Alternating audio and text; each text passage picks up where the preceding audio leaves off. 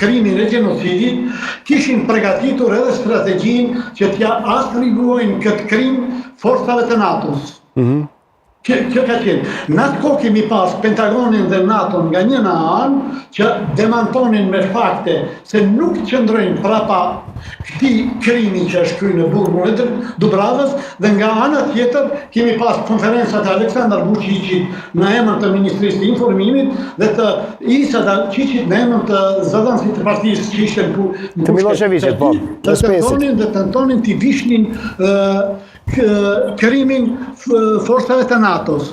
Në botë kemi qarqe që kanë rrarë në ndikimin e propagandës sërbe, por realiteti i dëshmuar me video incizime, ku shihet saktësisht ku kanë bombardu forcat e NATO-s, dhe qartë se nuk kemi të bëjmë as pak me ndërhyrjen e NATO-s. Edhe librin që e përmendin Ahiti është libri i Ayaz Eminit, i cili ka qenë, domethënë, në atë kohë bashkë me forcat e NATO-s.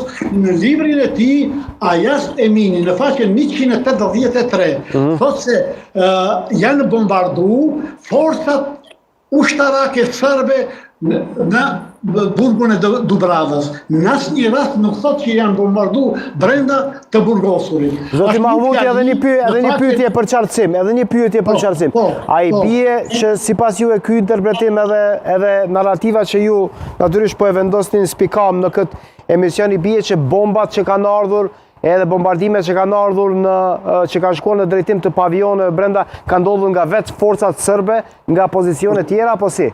Jo, aviacioni sërb, pas bombardimeve të forcave të NATO-s, kur të rriqen aviacioni i NATO-s, aviacioni që ka qenë në Golesh, aviacioni sërb, ka bombardu saqet shqiptare. Disa dëshmitar që kanë qenë edhe në burgun e Dubravës dëshmojnë se aeroplanat kanë fluturuar aq ulët sa kulmet e ndërtesave kanë qenë rrezik të shpërbahen. NATO-ja, asnjë aeroplan i NATO-s ato ulësi nuk ka fluturu. Dihet se kanë fluturu në lartësi mbi 10.000 metra. Më thënë, çështja nuk është, domethënë, të bim graske propagandës. Dëshmi që jep NATO dhe Pentagoni janë dëshmi të pakontestueshme.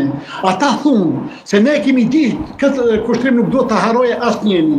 Thunë se ne e kemi ditë që ka të burgosur shqiptar brenda burgut dhe të dyshojmë se ata që banën përpjekje për të na shpëtuar nga gjenocidi i Serbisë do të bombardojnë burgun ku ka të burgosur shqiptar, vërtet do kishte qenë një absurditet i llojit të vet dhe do të kishte qenë një krim i dy fisht, sepse me vetdije të plot ti bombardon saqet ku kanë qenë njerëzit e pambrojtur. Po, zoti Mahmuti, vetëm pak do të marr disa reagime këtu nga studio. Po e nisim me zotin Hasani, më pastaj edhe me zotin Zeqiri.